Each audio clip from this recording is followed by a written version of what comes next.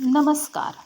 तुम्हाला माहीत आहे का, एखाद्या समाजाची खरी प्रगती कशावर ठरते?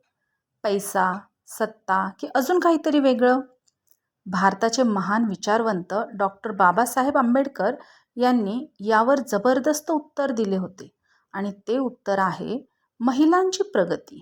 म्हणजेच ते म्हणाले होते, मी एखाद्या समाजाची प्रगती त्या समाजातील महिलांनी केलेल्या प्रगतीवरून मोजतो.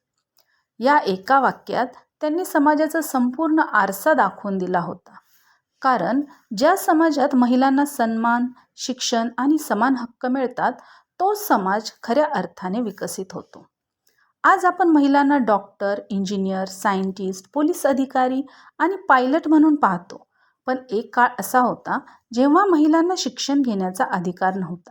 त्यांना स्वतःचे निर्णय घेण्याचा अधिकार नव्हता. अशा काळात डॉक्टर बाबासाहेब आंबेडकर यांनी महिलांच्या हक्कासाठी आवाज उठवला. त्यांनी महिलांना एक शक्तिशाली संदेश दिला: शिका, संघटित व्हा आणि संघर्ष करा. कारण बाबासाहेबांना माहीत होतं की शिक्षण हेच महिलांना स्वावलंबी बनवणारे सर्वात मोठे शस्त्र आहे.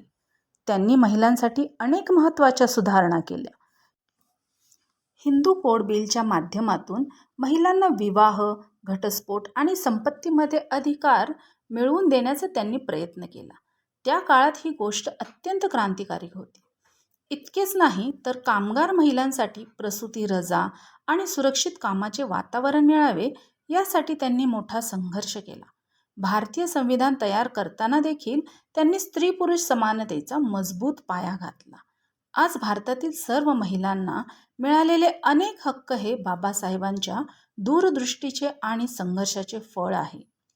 महिला सशक्तीकरण म्हणजे फक्त एक शब्द नाही, तर तो एक विचार आहे, तो एक बदल आहे, तो एक क्रांती आहे. आज महिला प्रत्येक क्षेत्रात आपली छाप सोडत आहेत. पण अजूनही समाजात काही ठिकाणी असमानता दिसते. म्हणूनच बाबासाहेबांचे विचार आजही तितकेच महत्त्वाचे आहेत. या महिला दिनाच्या निमित्ताने आपण एक संकल्प करूया.